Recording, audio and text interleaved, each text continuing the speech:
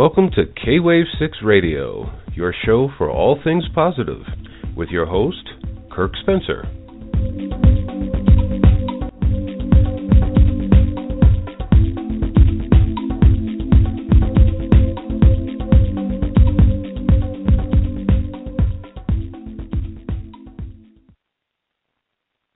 Good morning, and welcome to K-Wave 6 Radio. I'm sorry about all the craziness that's been going on here recently, but it's been a weird last week and whatnot. My guest today, who we're just waiting for to call in, as soon as he gets a chance to, is coming from Germany, and his name is Andrés Ginestet. And he is the title that NATO has given him is a senior expert, and the topic that he's talking about and what his job is systems.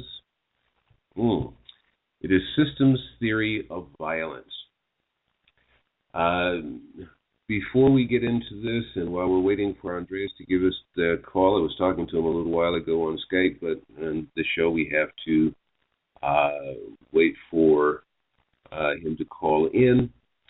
I just want to send out a hello to some people that do listen to the show on a fairly regular basis, which is Lani from the Philippines. We have Irmeli from Sweden. And we have one of my good friends. You've probably heard of him every now and then. His name is Stash, and he's from the United States. So just to give a little holler out to them, hello, thanks for listening in on the shows. And if you'd like to have your name called out on the show and just your general location, send us an email at kwave6 K-Wave 6 Radio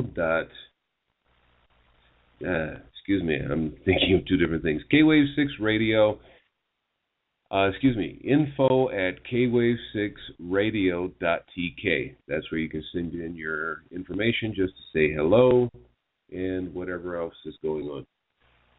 Let me take a moment here and check a few things, and we'll see if we can get Andreas on the line here real quick. So hold on just a moment, and we'll be right back.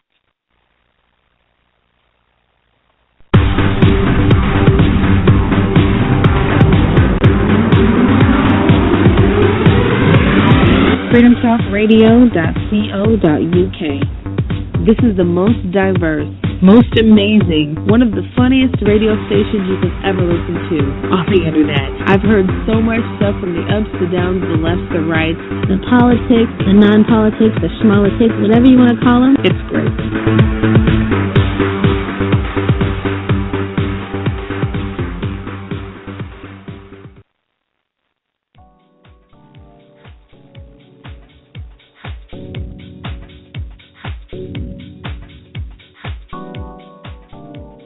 While we wait for our guest to connect, let me remind you about our Thoughts for Growth podcast. Our Thoughts for Growth episodes are 3 to 5 minute thoughts which are inspirational, motivational, and or thought-provoking. K-Wave 6 Radio is dedicated to bringing positive programming in all that we do. Thoughts for Growth airs on Mondays, Tuesdays, Thursdays, and Fridays at 9 a.m. Eastern on Podomatic.com, iTunes, Stitcher.com, on our RSS feed, and on YouTube.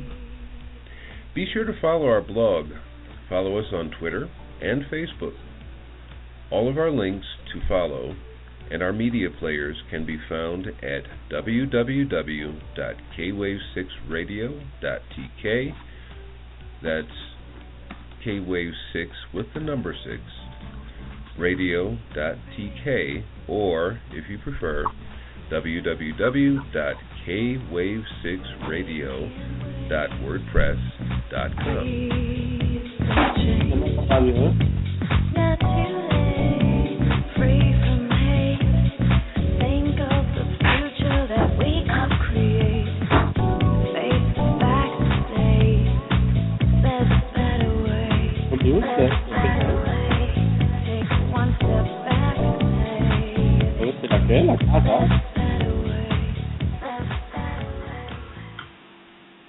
Okay, and we are back. And yes, we do have Andrés on the line. So welcome to the show, Andrés. Welcome, Kurt. Thank you for inviting me. Oh, it's definitely my pleasure. I told a little bit about you before we got you on the air, but I also want to tell our listeners that you are calling in from Germany, correct? Yeah, that's right. I'm calling in from Germany, where I'm living, and right now staying since the last 2 years. We have been living previous to that time in Spain for 10 years. We moved up to Germany because it's closer to Brussels, and I was so often called into NATO sessions or other European committees that it made no sense to stay in Spain. Yeah, much prettier, but, well, that's my opinion anyway. But, yeah, I can understand that. It's like moving closer to work so you don't have to commute there so often or so far. Yeah, so far. I mean, whenever I'm being asked why I'm doing this work and also working in these committees of NATO and European security defense agenda and other European agencies, people wonder why I'm not being paid for the work I do, and I say it's a honorific, it's something you do for free, and you do it because you're being called on duty, let's say. It's a voluntary work that we do, and it's just part of being an active political citizen. That's all. Yeah. Before we move on, I do want to tell our audience that Andrés has agreed to do more than one show, so this is his introductory show. And also today we're not going to take any chat or calls in. We'll do that next year. We'll probably try to get Andrés to come back in January of 2015, and we'll continue on with the conversation from there. But today is just his introduction. He has a lot to tell us, and trust me, you're going to find all of this very interesting. But anyway, Andrés, tell us more about your position and your title as senior expert in NATO with the title of Systems Theory of Violence. Tell us about that, if you would. Yeah, that is something that happened the following way. I have been interested in violence in the same way I have been interested in exactly the opposite, in life and beauty, because I've been working as an artist and as a sociologist, and in both jobs, as an artist and as a sociologist, I saw that people were looking very much at the bright side of life and very little at the dark side of life, and I got very interested into it, so I made an in-depth research about violence and about the nasty and dark aspects of life. And the research I made was based on empirical research. An example, studying the lives of rape and sexual abuse victims. And I did that because I needed to understand how it comes that such a dark reality is possible in such huge amounts,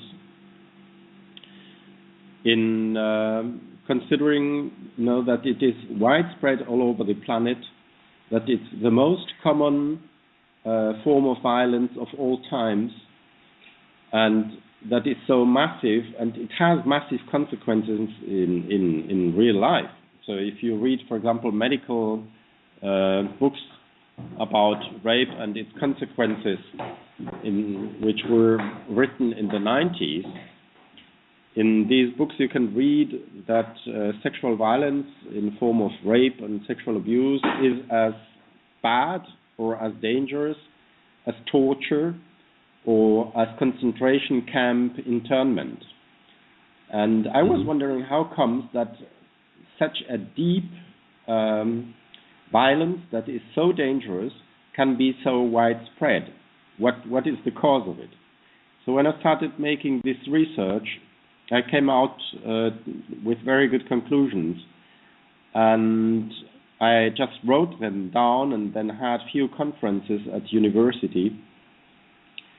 And what happened is that in the year 2005, the military decided that they needed to talk to me. And then they simply asked me in for conversations. And the first conversation we had went for 5 days. And in these 5 days, we discussed everything through and also made some agreements. And this is what we're working on. We are now working on agreements that we made in the year 2005 that are set for 20 years. So we will, end this work in 2025. And I hope that the results will show up in a much stronger way than they do now already. But we can see the fruit of our doing all over the planet right now. I mean, this issue like sexual abuse and rape against women is becoming more and more popular. More and more people are discussing it all over the planet, also in Muslim countries, where incest, rape, and sexual abuse are hugely common. And right, before you go on, let me ask you this, if you don't mind. It's just going to be a continuation of what you're talking about, but let's go down a different street for a moment. Yeah. There's a lot of people that, they say, oh, poor women, or, this is bad, but let's take a look at it from a different point of view, and I'm going to let you run with this. I'm going to pose it as a question to you, which is, in one way of putting it is, why such a big interest in the rape of women? And I'm just going to lead it with, they are the ones who give birth to children and normally the ones who raise children. Can you continue from there? Mm-hmm. Well, this is where I would say this fits very well with my complexity theory, because I have written two things. I have written a system theory of violence, in which I explain that violence is a system that is comparable to an animal. So let's say violence has a skin, it has bones, and it has muscles, meat.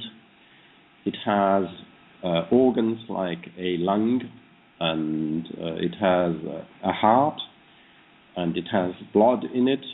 And what we do when we talk about violence in these terms is that we describe each part of the violent system as being one of the vital organs of the beast. And we, for example, call then the natural violence, which is all the catastrophes, which are, for example, the earthquakes and tsunamis and other events of this type, we call them the lung, because every time an earthquake happens or a tsunami happens, the beast breathes victims in. Yeah, so it absorbs huge amounts of victims in one go. So a tsunami may last 10 minutes, and within 10 minutes you have 3.5 or 5 million victims. And this is good for the violent system, because immediately after having this huge fresh, it's like fresh oxygen to the system of violence. All the victims coming in, new victims coming into the pool, which then, in a pervert way, become food for the actors within the system of violence. And besides this theory, I wrote a complexity theory.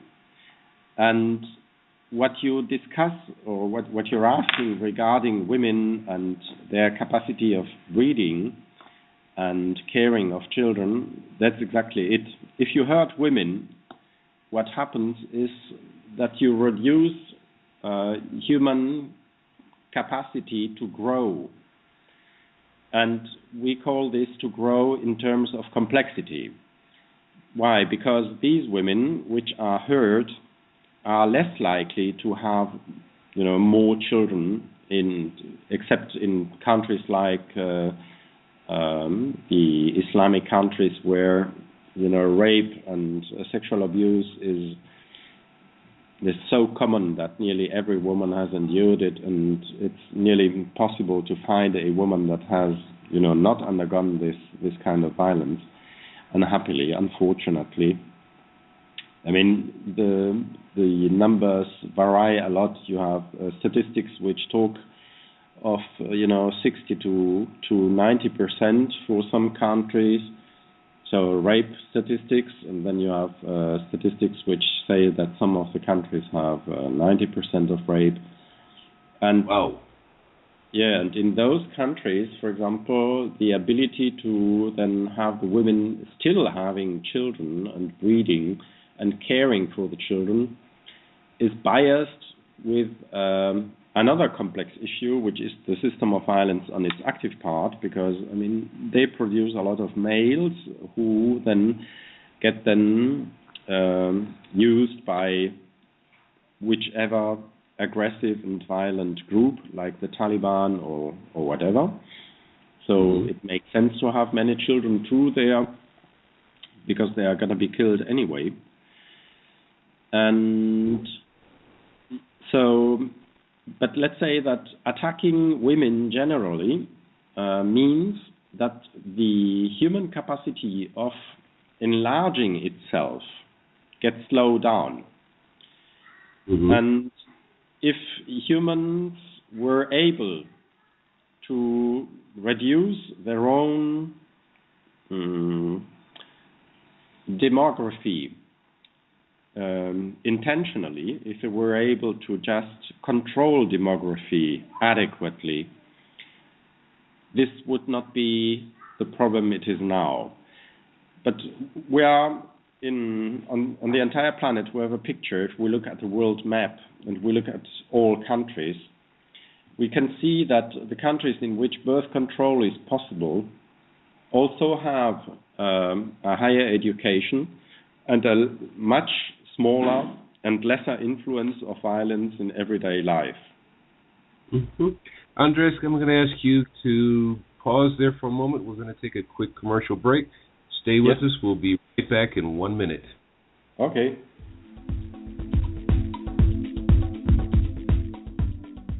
Hi, this is Lisa Avebury, and I am with Sacred Introvert Retreat Tours.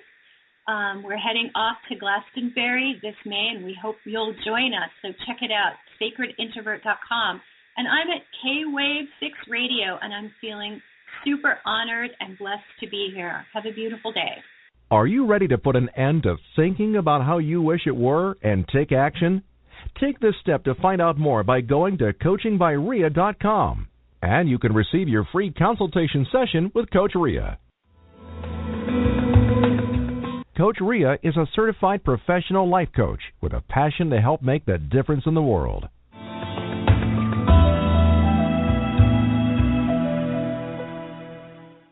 Hi, this is Al Sussman, the author of Changing Times, 101 Days That Shaped a Generation, published by Parading Press.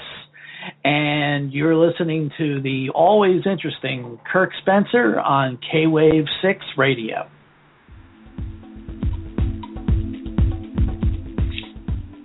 And welcome back to K-Wave 6 Radio. Again, my guest today is Andrés Ginestet, and he is from NATO Systems Theory of Violence. And I stopped Andrés just before the commercial break, and he was talking about rape with women, and he ended with the effects of rape and in comparison to women in countries where birth control is accepted and used, and women are actually honored instead of thought of as objects for pleasure.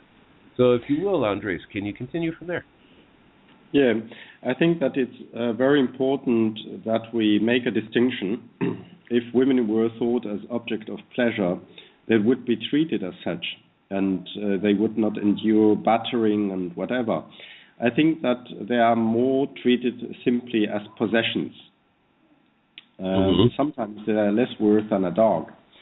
And this is because people, have a misconception. They often think of rape in terms of being something sexual. It's not at all.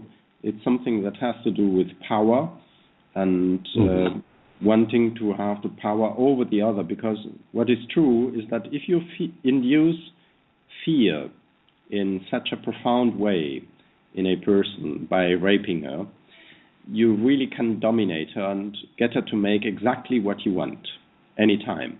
It's a perfect way to have people under control. And the more people are living in hierarchic societies in which power is decisive and not in which cooperation is decisive, the easier it is to fall than for solutions like rape as means to control population and to control, obviously then male population controlling female population, and as to have at least some power which is secured. So this is not an easy talk, and this is part of what we do in systems theory of violence. We study exactly all these biases and all these connections. And we study how the system of violence is meshed into life, and the way it is meshed into life determines then the way human beings act all over the planet and all over times. And this is really interesting. It's really, really deeply interesting, because when we talk about the system theory of violence combined then with complexity theory, we see that human beings show up with behaviors every day, and that these behaviors can be designed in mathematical terms. So we found out that, for example, certain tribes in the Amazonas river zone in Brazil exist now for maybe 10,000 years. And for 10,000 years, they have always been more or less 200 people. So maybe if one dies, there are 199, 198. But then one or two get born, and there are again 201, 202. But in average, for 10,000 years, they stay like they are. They live in exactly the same region for 10,000 years. They talk exactly the same language, more or less. They have some evolution, but not much, because all they need to talk about, is there in the woods in which they live. Yeah, their daily lives, yeah. So, and that expressed in mathematical terms is a linear pattern. So it's a straight line that goes straight for 10,000 years. 200 people for 10,000 years with little variations. Yeah. And then we have populations that develop in other mathematical patterns, which look like a bell curve. And this is, for example, good for civilizations or groups of people who get born, have a huge development, and then slowly die out, fade out, and disappear. Yeah, I don't know if Native Americans could be described in that way. Could be. It could be that Native Americans, for example, could be described in a bell curve. Yeah. And we have then other populations which are described in what is called a oscillating function. A oscillating function is made of an exponential growth, which is a hyperbolic curve. You end up at the top of the curve at a point which is called entropy, and then you have a straight line which goes down. And an oscillating function is made of a huge amount of these curves which go up and down, up and down, up and down, up and down. And every time they go down, they have to go down. You have to understand that this going down is violence. All of it is complete destruction. Mm-hmm. So every war every financial disaster, also, the economic crisis, are part of it. So violence plays a key role within humanity right now, because humanity is not facing the issue of deciding about which mathematical pattern it wants to follow. If humans were in a condition where they decide, okay, we do not want an oscillating function because that means that we're killing and hurting people all the time, if they would say we want a soft sinus curve, for example, which would be a good alternative, then if they went for a sinus curve, violence would not be requested anymore as part of life patterns. And that has huge implications, because imagine what a society would look like without all the police, without all the hospitals, without all the pharmaceutical industries, etc., etc. Yeah, I mean, it's huge. The implication is huge. So, Andres, before we go into another break, which is going to be at about 5 minutes, can you address something here just as a question, because it seems to be going along your line? There's been something I've talked about, there's something I've read about since the late 80s, where it was compared that our society, worldwide society, is actually mimicking, if not just repeating, the fall of the Roman Empire. Do you find there is any similarities between the two, us and them from centuries ago? Yeah, but only in parts.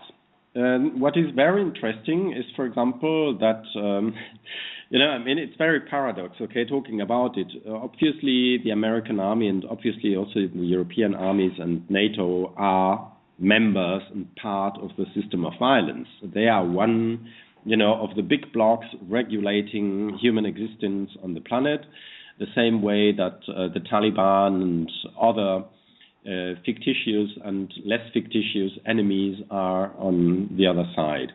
So in some ways, it is very paradox to see that army members were the first ones talking to me, wishing to understand what I'm explaining and trying to adapt it to their own system. So yes, there is a big part of humanity that is racing towards this end of the empire. But I would say that this is an issue which is depending on critical masses. And the critical masses that are working for a new system, for a completely new way of life, are increasing. So they are speeding up. It's a dynamic process. And I see that there is a huge portion of humanity that is moving away of this downfall of the empire. In the end, we don't know what will happen. But it could be that the empire simply implodes because nobody is interested anymore in it. That'd be interesting. Yeah, I think so too. That so really let me ask. Yeah, that'll be interesting very much. But let me ask you this. I was going to ask this after the break, but I think we have enough time for you to answer this. You may have answered this at the beginning, but if you have, pardon me for asking this, but why is NATO studying this? I mean, they're the system of war, they're part of war, so if they have that tendency or they have that probability of imploding, why are they actually studying this? Because NATO is made of humans, and these humans mostly have families, they have children, they have women, and soldiers are not always, just crazy guys who want to go to war because they feel satisfaction in killing people. Some of them are as sensitive and as intelligent as any other normal person, and they are dedicated to life too, and they want to understand why they are fulfilling the role that they are fulfilling.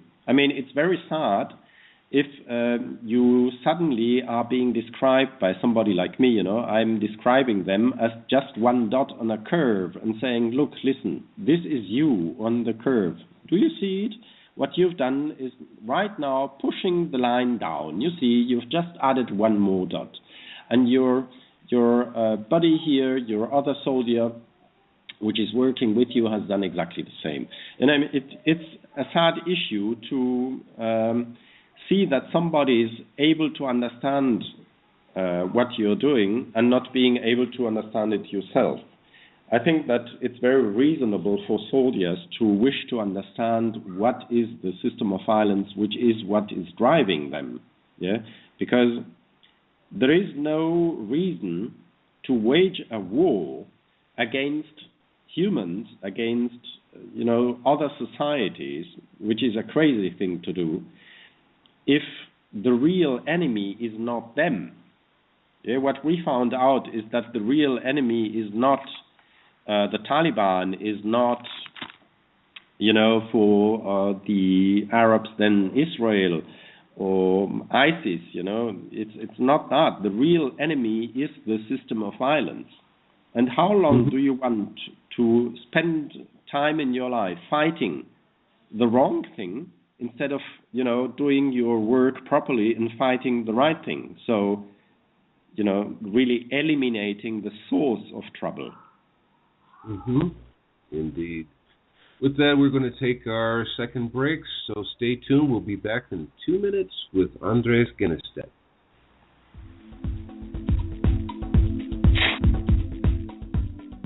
Hi, this is Batzion Saskine-Sachs of www.bat-zion.name, N-A-M-E. You're listening to K-Wave 6 Radio with Kirk Spencer. Hi, this is Pat Kammer, author of Love's Voice Changes You, Book 1. And I now have Book 2, which is called Hello Awesome, Message from Spirit in Pat's Patters. Buy your book from Amazon.com.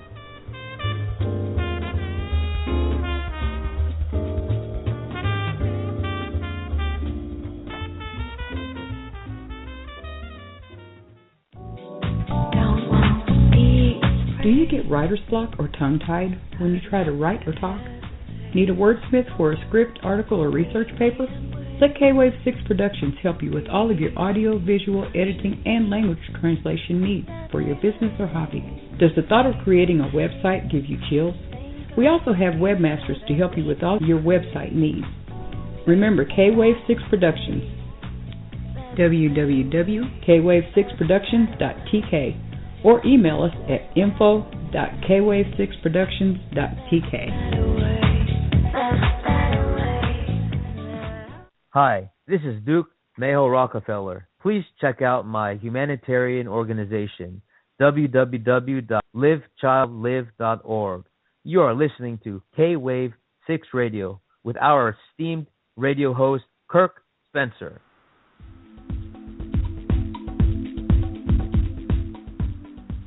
Oh my, esteemed all less. Anyhow, I just want to say to Andrés, I know that for those of you who don't know, Andrés has been ill recently. He has a fever right now, and he still opted to come on to our show, which is one reason why we're only going to do this show for an hour. I do believe in part 2 and probably in part 3 of an interview with Andrés in the future, we'll stretch this show out to 2 hours, if that's okay with Andrés. What do you think? I think it will be okay, Kirk. I think we should also, allow for people to discuss issues if they want, calling in and ask questions. Yeah, that's one of the reasons why I want to stretch it to 2 hours. Yeah, I think. Go ahead. I'm sorry. Yeah, it's something positive. We need to discuss these issues actively with all people on the planet, and this is what we are doing. We have, for example, here in Germany, we have Pakistani victims of sexual abuse, which are young males, young men who have been abused and raped as children. and they come here to Germany, and here in Germany they find a system in which they can recover from all their suffering, because we have a health system that takes care of these issues, and in which they find ways to do a therapy and to then go on and live with what they have endured, but without it being determining for their life. Yeah, so they have a chance to get back to life somehow. And what I see is that the more we spread the knowledge about these things, and the more we, for example, talk about violence as being a health issue, which is one of the currently ongoing transformations. Yeah, we are seeing more and more that violence is becoming a health issue, which is very interesting, because this shows that it really can be treated in most cases. Yeah, I mean, there is very little cases that are known in which human beings are not able to become better people after being aggressors. So we have, for example, a program which is a rehabilitation program for criminal offenders in Spain. And in this program, in which they are using our method, they have a rehabilitation quote of 80%. I know that in the United States, the rate of people living in prisons is huge. It's a huge rate. And I'm pretty sure that if our methods were applied, we would have a totally different result in the United States too, and soon these prisons would be empty. But for this to happen, it's not sufficient if, for example, our program gets applied within the prisons. You need the public to be aware of what is going on. You need the public to be aware of the fact that, in example, violence is being transformed into a health issue. This is very important, because it's a completely different way of talking about reality, and it's a completely different strategy. Yeah. I have a thought that just came to mind. I'm sorry, I probably was a little dreaming here. But you were talking about how system or violence is brought in, and that is the actually say the incubus of a lot of the problems that we're suffering today. Yes. Let me ask you this question, because you did bring up the Native Americans. Now, in these countries, and I'm talking about the colonial era, a lot of these countries, as you're saying, they were living life on a linear stage. They get up to, as you said, as an example, 200 people, and they would fluctuate a little bit over and under 200 people, but on the average, it would hold to 200 people. Yeah. In these countries, before colonization came about, these countries didn't have a prison system and all of that that we experience today. So how do you express or understand, how should we understand the, I could say the transport of a violent system into what was then considered to be the New World?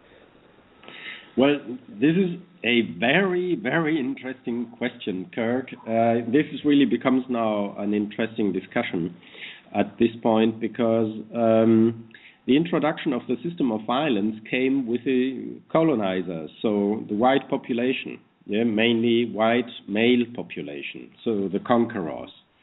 And they had the system of violence very much bred in, and very strictly bred in even.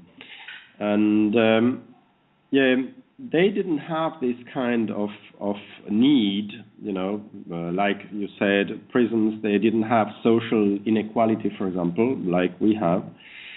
And this is because they were always in touch with Mother Nature. They were very closely tied to Mother Nature, and they were not, let's say, separate. They had not lost everything that is bounding us to Earth. So the more people are bound to Earth, are close to nature, the lesser they fall for other complexity patterns. So oscillating functions, which are then including violence and entropy. And this is very interesting because it shows something which is pretty easy to understand and to explain, that the more humans behave like nature itself, the better they adapt and the easier it is for them to enjoy life. Because if you are bound to nature, if you are really connected to Mother Earth, you can enjoy life. You know, it's very simple. You don't need a Porsche, a private jet. You don't need these things in order to be happy. What you need in order to be happy is to be sitting in the sun for a while and enjoying the beauty of the sun going down or the sun coming up. Yeah, that's what creates happiness. And for this reason, I think that this needs more discussion and more profound discussion. I don't know, I'm not sure here, you have to tell what you want to hear, you know, whether we should go into it deeper, because we want to discuss the other side. We want to discuss the system of violence and why it is there and what it does and what are its components. But I don't know. You let me know. What is your thought? I would love to continue it today, but for two reasons. I've only booked the show for an hour today, and I don't want to push you because I know that you're still running a fever. So I want to let you get back to recuperating, and we'll continue this next month on our next show, and we'll stretch it out to 2 hours. If you feel, I think we can stretch the show out to 3 hours. I don't know. We'll have to check. But that's something that we can do. I don't know, 3 hours might be a little bit long, but actually, when you go into a show that's 2 hours long, it seems like it's very short. But we'll work it out. Let me take...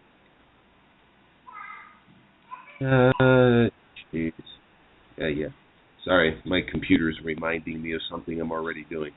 Anyway, let's make my commercial advertisers happy. Let's run the last commercial break, and then we'll let you continue and ask you for some final thoughts. So everyone stay with us. We'll be back in, my goodness, 2 minutes. We'll be right back. Okay. Hey, everybody. This is Suzanne Perry, founder of LoveIsN'tHurt.tv. You're listening to K-Wave 6 Radio.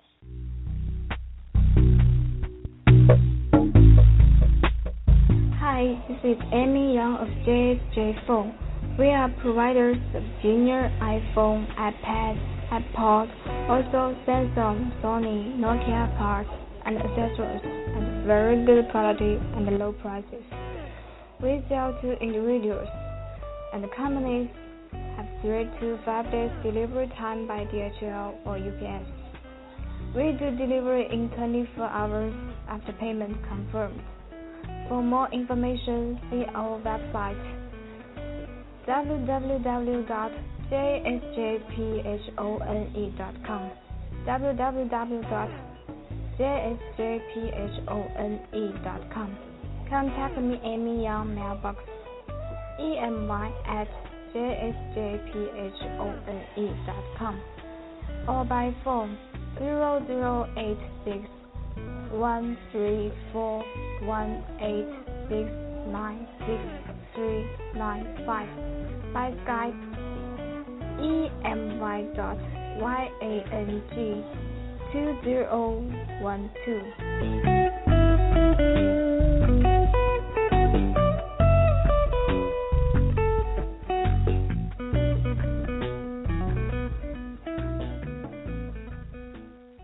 Yes, honey. This is Marlo Wright of mbymarlo.com, and you're listening to K-Wave 6 Radio.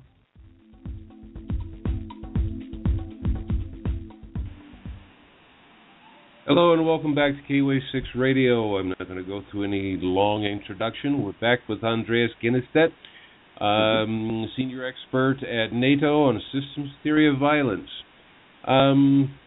We were talking about just before the break how we're going to do our next show next month. We decided we're going to at least do 2 hours. And Andrés, I know this is a short show, especially for as much information as you have to share. So we have roughly 10 minutes before we have to end the show. So what would you like to say before we end the show today?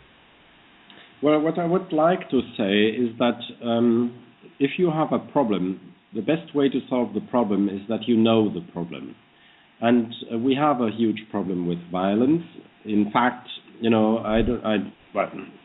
nobody wants to endure, to suffer, and to use violence in order to hurt other people.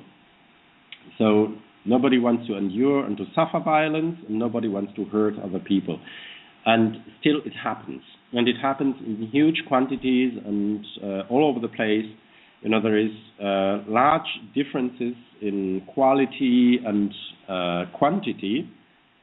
But what we try to right now, what we try to do is to do a world trauma mapping, because we have found out that we can measure the influence of violence within the epigenetic system in our body, which means that when a person is, for example, raped or is abused in a different way, this can be read in blood. We can analyze it by simply analyzing blood of people and then seeing where or in which way this person has been affected by violence and which is the source of the trauma.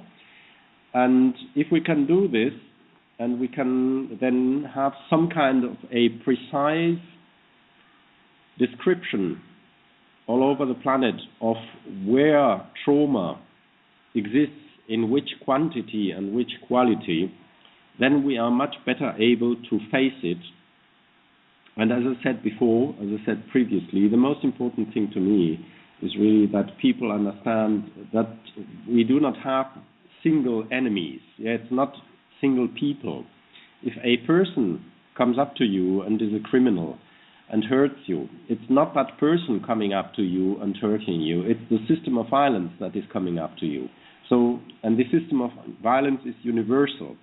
It has millions of faces. Yes, it has millions of faces, but it is still the same system of violence, and it uses always the same procedures and works always with the same kind of biological biases, like, for example, hurting epigenetics and switching the empathy capacity off in the brain.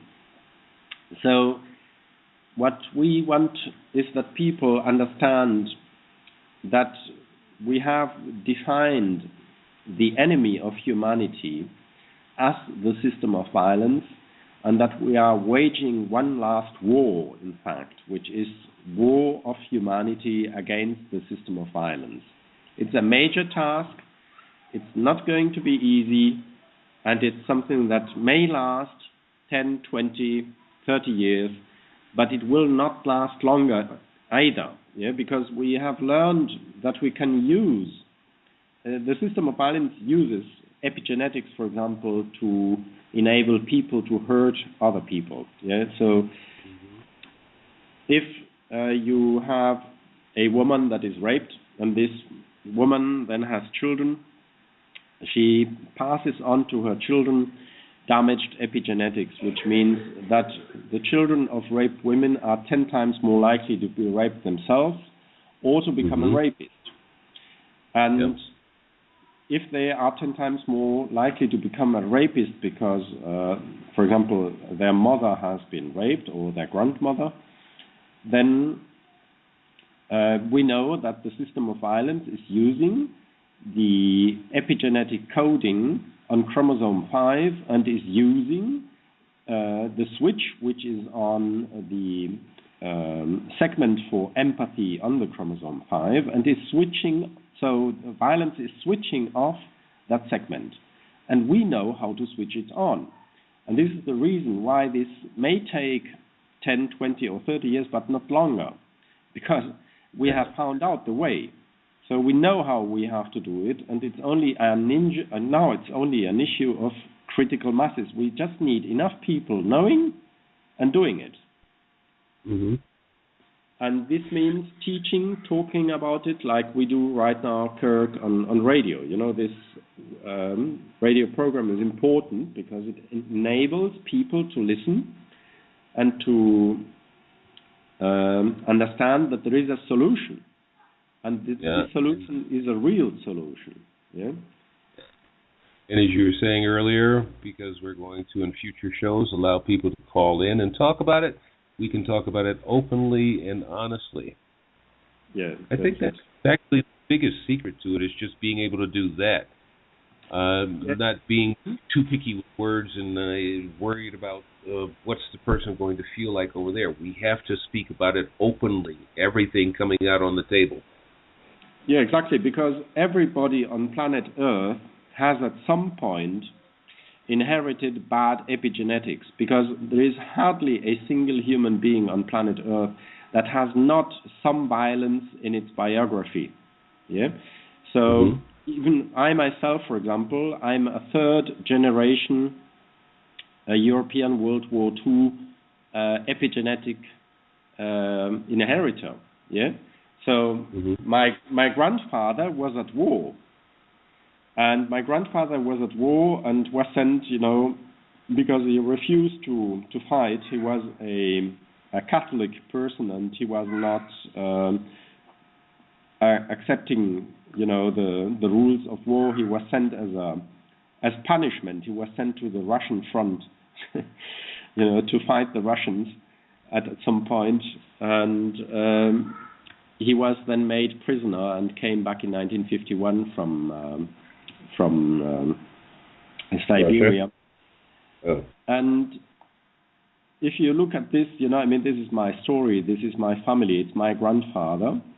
And the other grandfather had no problem at all. He was working in the city, and he was just working in public administration, so he was needed and he didn't endure anything, but the other one did. And this puts us in a situation in which one half of mine has, I mean, my grandfather in Siberia had a trauma. He came back with that trauma, and that trauma was passed on to the family, and the family had to endure the war, and my mother had been born just before the war went out, and their home was destroyed.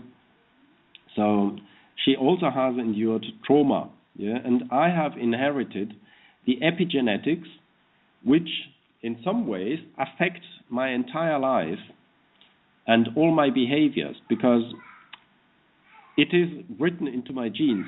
I should expect a war to happen.